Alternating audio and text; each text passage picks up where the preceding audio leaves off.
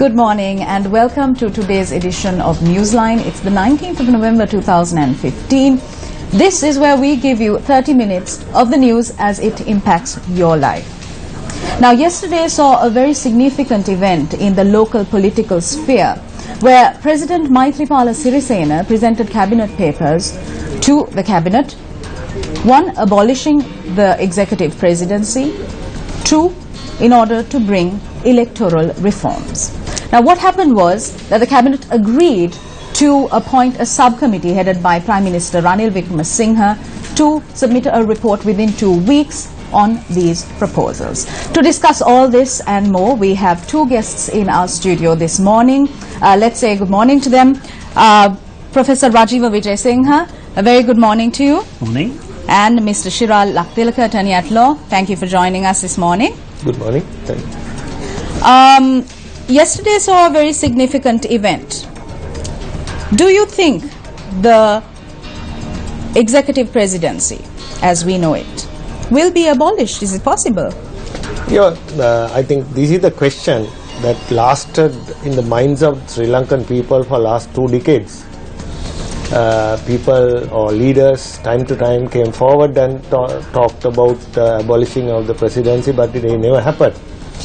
So, but this is the first time by a leader who has concretely and politically agreed and put forward into a cabinet to discuss how to abolish the presidency in this manner. This is unique and this is historical in that sense, because you know, according to my mind, in the world history also, there are very few people who have come forward to give up the power what they have given. Only person I can remember, if I am correct, where Professor also can say something on that since he is an expert on in British history, Oliver Cromwell. Oliver Cromwell established, I think it's in the time of Henry III. Charles. No, Cromwell was after Charles. Yeah, it's after Charles. He established the British Parliament against the King and he went home. So, similarly, what we see right now with the paper, cabinet paper, that the present president, the incumbent president, is showing to the world that he has no idea to wield power anymore in this manner. So it's a historical situation. But when we speak about power, is it not the people's legislative, executive and judicial power that is being exercised through the parliament or those that we elect? Professor? Well, if I might just expand a bit, actually Shiral, if I might correct your history, Cromwell didn't give back power. Cromwell died as Lord Protector and tragically was succeeded by his son. And I'm afraid Cromwell also got into the act of wanting his son to take over.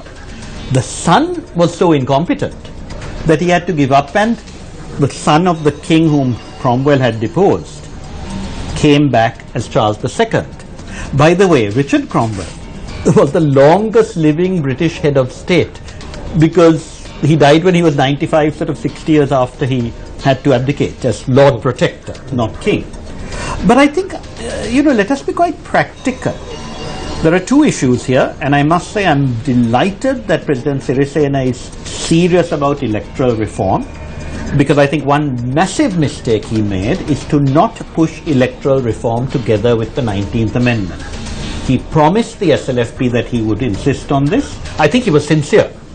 But because he was gazumped into having an early election, we lost electoral reform. And my last discussion with Reverend Sobita, I have to say I didn't know him before the election. We got very friendly in March and also when we were both feeling very depressed about the lack of development. And he told me, my biggest mistake was not to insist on electoral reform in January, because Maithripala Sirisena's manifesto, which I still think should be the Bible of the regime, because he was elected president on that manifesto, and it has been ignored by the USP. One of the first things was abolishing the electoral system. That is a must, And I think we have to see what has happened yesterday in the light also of Champika Ranawaka saying, I'm the only one interested in electoral reform. I'm glad Champika took up that point, but I think Maithripala Sirisena won't say, don't be silly. This was my baby, I am going to push it.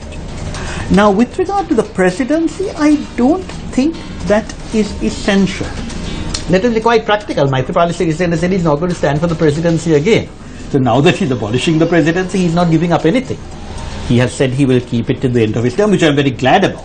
I think we need Maithripala Sirisena as president and head of the government. But you made a valid point. This is not about a president or prime minister. It is about absolute power. And the real tragedy of this country is we look at names but not facts. The worst governments this country has had were the SLFP government of 70 to 77, which was authoritarian, parliamentary system, but it rode roughshod over alternative views. And then the Jawahar government was even worse. Although he introduced the presidency, he did it as prime minister on the Westminster system.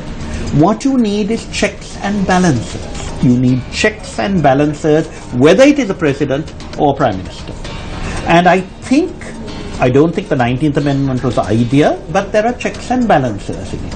Half the checks and balances that were agreed at the March 15th meeting were not put into this, which I think is a great pity, because unfortunately Jampati Vikramanth and Ranil Wickremesinghe just wanted to transfer power from the president to the prime minister. 3 times they said the president must always act on the advice of the prime minister, and thank God the SLFP, the court said you cannot do that. The country has elected Maithripala Sirisena, he is head of government. So my personal view, and especially in the context of an unstable parliament, and I think we will continue to have parliaments without majorities, I think abolishing the executive presidency would be a great mistake. But I think you must have electoral reform, and you must have a comprehensive pattern. So I think the idea of a constituent assembly is very good, but I also think it's the case that a lot of people now in parliament have simply not studied enough constitutional history to be aware of the need for principles. And I think what we need to look at is exactly what you said. Parliament must be the legislative power. The executive power must be distinct from Parliament. It can come from within Parliament, but you cannot have what I'm afraid even this government is doing. The committees are chaired by ministers. So in no country in the world are the oversight committees chaired by ministers. That is wrong. So separation, a clear separation of powers is what you're talking about. And also I think it's important, gentlemen, to stress to our public the importance of the public trust doctrine, where our leaders who we have elected hold this power, as it were, on trust on behalf of us. So we could say that these proposals, Mr. Laktilaka, these cabinet papers that were presented, show a positive perspective in view of the actions being taken by the incumbent government. However, yesterday also saw Dr. Nilanga Samarasinghe, the chairman of the National Dangerous Drugs Control Board, being removed from his post rather arbitrarily. No, you can't say it's arbitrarily. There was a controversy on his appointment earlier, which was given a wrong picture to the public that he was removed by the president, but that is not the case. He was earlier, somebody was nominated by the then Minister of Law and Order. That was actually happened. So given that situation, now because of that tension between 2 personalities, now we see a third personality, who is the Professor Ravindra Fernando, who is one time SLFP UNP organizer to Panadura, has been appointed. So therefore, it is perfectly within the procedure prescribed by the government. So therefore, it is not a controversy as I see. However, Dr. Samarasinghe was someone who came into the spotlight by claiming that he has a list of names. That was never transpired, no. He was telling to the media that there is a list, and as a result he was getting death threats, and also he was provided presidential or ministerial security. But this report never came to the surface. So that is the case. But anyway, this appointment has nothing to do with that. So what you're saying is that in your opinion, this removal, as it were, was not arbitrary, in your opinion? It's within the system. It is in this backdrop that tomorrow the budget of the Yahapalne government of President Maithripala Sirisena and Prime Minister Ranil Wickremesinghe will be presented by the Finance Minister. So can the public expect the concessions that it expected during the last few years? What is your opinion, Professor Vijay Singha? Well, I think we have to look in terms of the fact that in January, the only promises that were fulfilled were the financial ones. If you take the promises, the first 7 promises, I actually analyzed this and showed what had been, with inverted commas, promised financially. Cutting things like price of petrol goods and all did happen. Right. But of course the whole point was all the UNP was interested then was winning the election. Now they don't have an election, so I don't think we'll get the goods. You know, I think we had recently, the last time I was on this, or one time before I was on, Lohan Ratwate talking about the things going up every morning, and I didn't know what he was talking about, but then he said it was only vegetables. Now, I think you have to remember that the cost of everything is going up. Now, whether Ravi Karana can pull a rabbit out of a hat and reduce that, I don't know, but what I'm failing to see is the structural changes that we need in order to actually have an economy suited to the 21st century. What are these structural changes that you're talking Well, I think the about? public service. There is still no code of conduct for public servants to make sure they work. You know, recently I was in a ministry, no one was there at 3:30 on a Friday afternoon, and then one of the young chaps said, they are all from Gaul, the last minister appointed them from Gaul, they get in the train and go. Now there's nothing being done about ensuring that we have productivity, the norms that you need, especially with regard to public service. The expenditure, government expenditure is colossal, the number of perks that people are getting. You know, I remember years ago, I think when Ranil Wickremesinghe expanded his cabinet, my sister said, oh, that's just peanuts. I said, you don't understand the number of perks they have, the number of appointments they make. You know, we are still a country that is creating its administration on patronage. There are no norms of work. You know, one of the biggest tragedies I felt in February, you know, when Karu Jayasuriya was appointed Minister of Good Governance, I gave him several suggestions as to how to streamline things, and that is how the economy works. And he told me, he was very sweet, he said, you know, these are very good ideas, but it's difficult to change the culture. You have to change the culture. No one is interested in doing that. No one is even thinking about it at the moment. So to me, I think unless government gets its act together serious, we're just going to flounder more and more and have more and more deficits. Should the government get its act together, Mr. Laktilaka? Yeah, now when it comes to economic management, a lot of discussions are happening right now on this fiscal management. But fiscal management alone will not bring results to the country. Most important thing is what is the strategy of our political economy. Now, yes, it is very important to talk about how to reduce the deficits between trade and export and import, or the budget deficit, or the reduce the debt serving component. All these are important, but in overall what we want is a sort of a cohesive and controlled approach for the macro, intermediate as well as micro economy, the kitchen economy.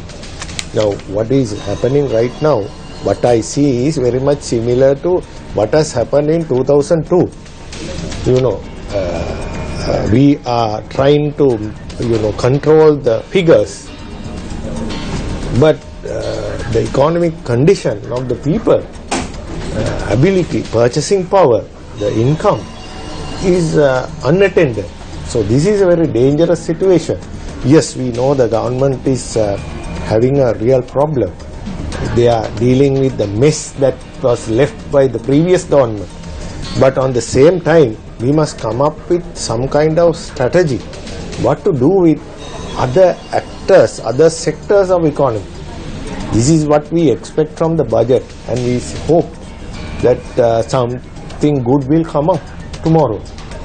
If I might just intervene, I think one massive problem is the total lack of accountability to the people.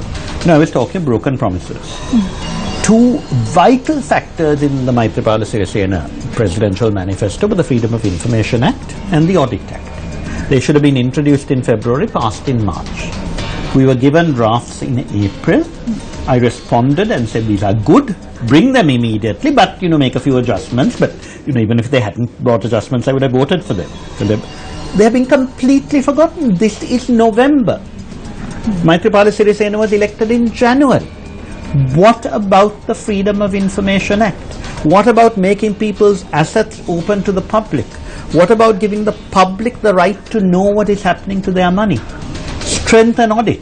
Why has this been forgotten, and more importantly, why is civil society quiet about this? The people who persecuted the Rajapaksas. And there were good reasons for that. I'm not for a moment saying that I regret the change that happened in January. But none of those people is saying anything. Why? Because they are rent-seeking. They are getting the appointments that they accuse the Rajapaksas of giving to their friends. Have they said a word about the Audit Act? Have they said a word about the Freedom of Information Act? Nothing. It's all forgotten because they are now enjoying the rewards of having changed the government and getting into position. Those of us who actually did our best have nothing. That doesn't matter. We never did anything because we wanted stuff. But what is civil society doing about freedom of information? No, I just want to tell this. Since we gained independence, we were gradually becoming more and more a crony economy than a free economy. So the cronies are everywhere. Even after January 8th, cronies have connected with the present government and they want to see that their portion is getting through the government. So therefore the good governance is intrinsically connected with this crony economy. Unless you change and reform this crony economy, you can't expect any good from the governance. That's why these acts like Right to Information and Audit Act is getting delayed because there is a vested interest. How do we change this crony economy? We'll find out right after this commercial break.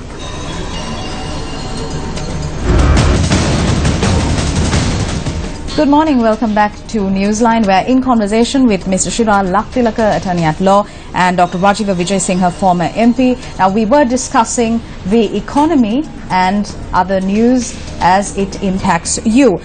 Professor Vijay Singha, now you spoke about the state sector, the state service especially, lacking a discipline. Now, during the time of President R. Premadasa, he brought in strict discipline to the state service. Why can't President Maithripala Sirisena also do that? Do you think it's impossible? Can't we ensure that this happens? Can't we expect this from the government? No, it is not impossible at all. But I think the real tragedy is you mustn't make it dependent on individuals. I agree, President Premadasa did a lot. I think we also have to say that despite all the aberrations of 2012, 13 and 14, under Mahinda under Mahinda Rajapaksa, there was massive development. There was efficiency to a much greater extent than we'd seen for a long time under his predecessors, except for Premadasa. But having said that, you also need systems. It can't depend on individuals. It can't depend on so-and-so working hard and so-and-so not working. So we don't have systems in place? No systems at all. There are no codes of conduct. There are very few job descriptions. Those have to be put in place, and evaluation and reports. Now, when I was Minister and MP, I used to sign these reports for people who were being promoted, and they were like sausage machines. There is no place in which they are able to say, these are my targets for the year, this is what I need to achieve. Now, I think Shiral made the very valid point that there is a lot of cronism. You cannot get rid of cronism by saying the Rajapaksas appointed their children and their brothers. Those children are brothers and awful, but my children and my brothers are very nice. Everything, when I was Minister of Higher Education, State Minister, I introduced a new act in which I laid down there must be guidelines for any appointment. Why is anyone appointed? Do they fill into those guidelines? I wanted transparency, not only about finance but about appointments. I put it into the act that the accounts of every university should be shown to the students because they are after all the stakeholders. Now that is what you need. You need oversight. None of that is happening and no one is interested anymore. Everything that we promised in January is completely forgotten. You know, Ranil Wickremesinghe thinks he knows everything and he wants to run everything himself. And he will not allow capable people. You talked about cronies. It's not only cronies that are relations. This cabinet is a crony cabinet. You know, of course, Marappan has now been moved and there were personal upsets, but who replaces him? Is there any criteria on which Sagala Ratnayake is chosen as minister? No, he's a nice boy.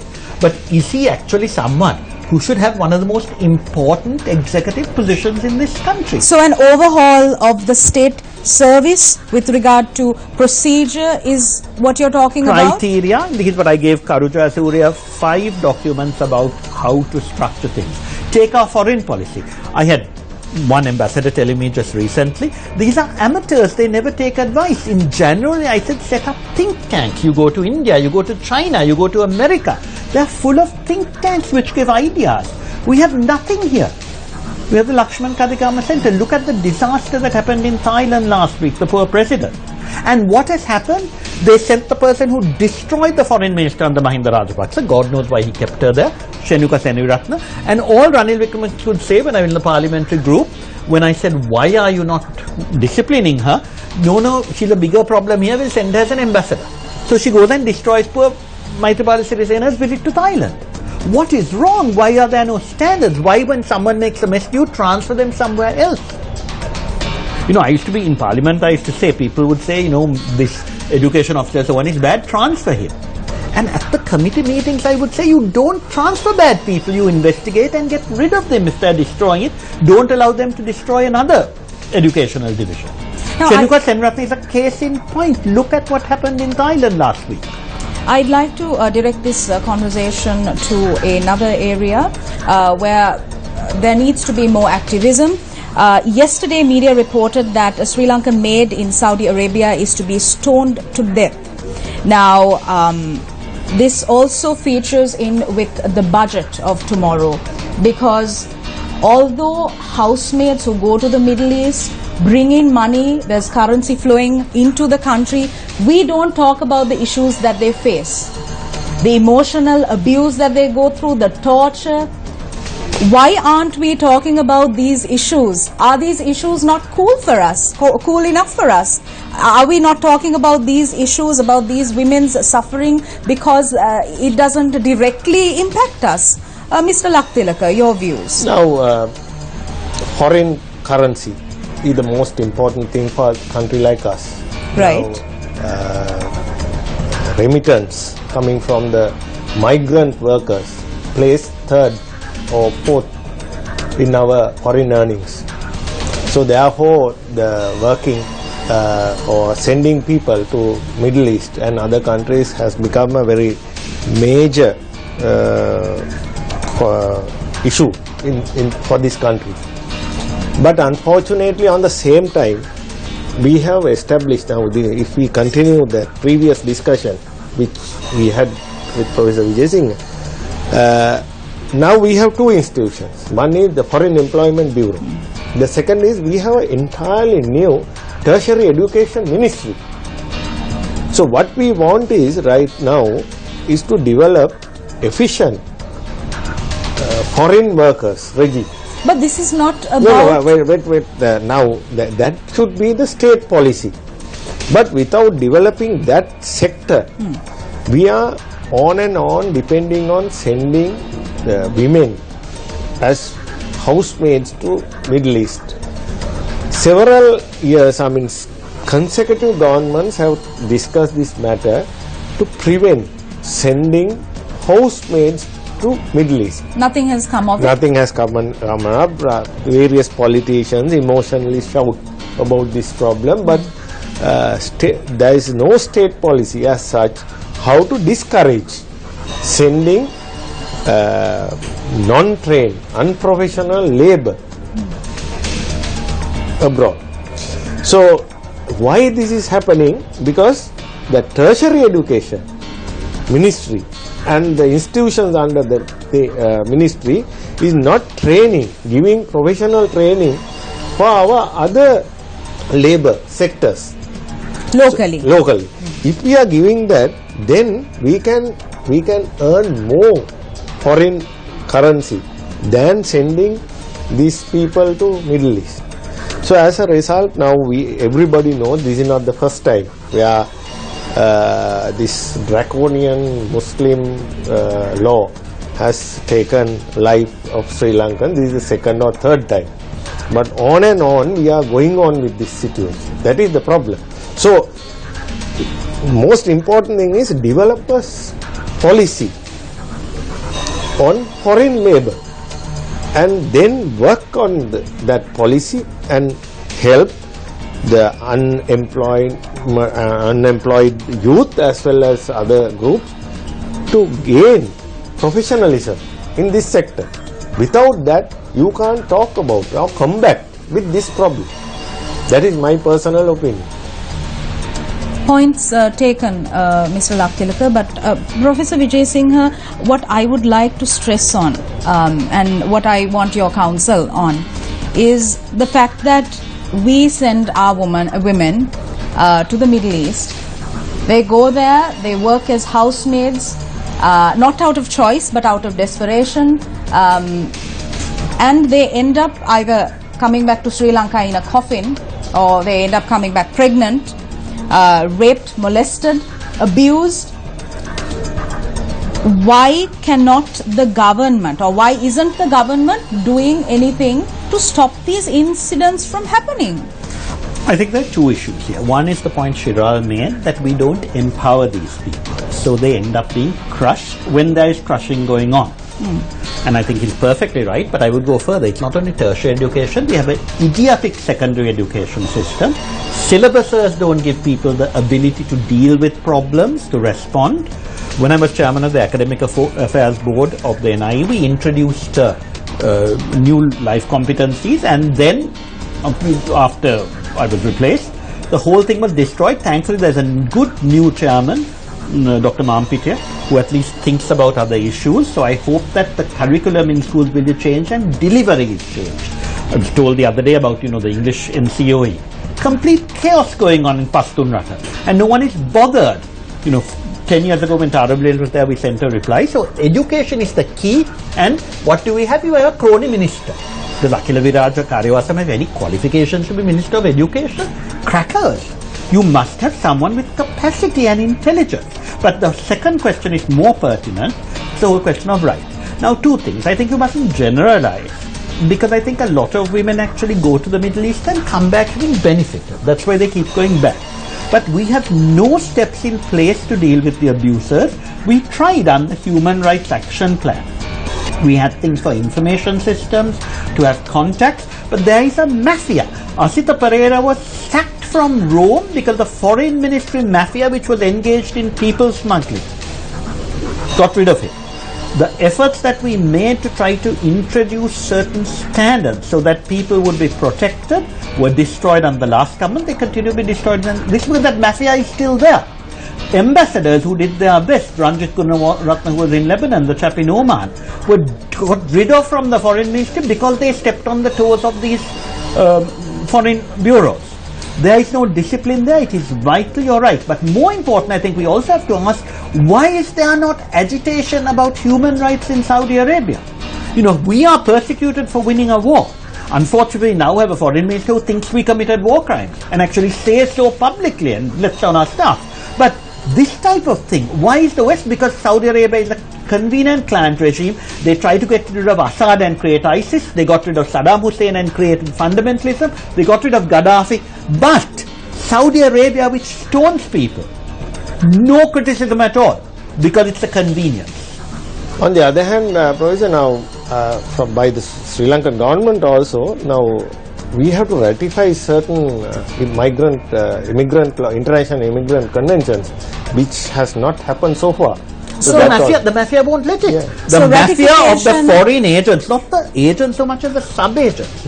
I found when I was doing human rights, and that's one reason I resigned. I told Mahinda Samarasinghe, you have to tell Mahinda Rajapaksa to set up a ministry with authority, because we couldn't get these ratified. But thank you, Gentlemen, we Shirali. have run out of time. It was a very interesting discussion, and especially I think Mr. Laktilaka brought out a very important point, the ratification of migrant treaties which needs to come in to play. On that note, we wrap up this edition of Newsline. Have a great day ahead.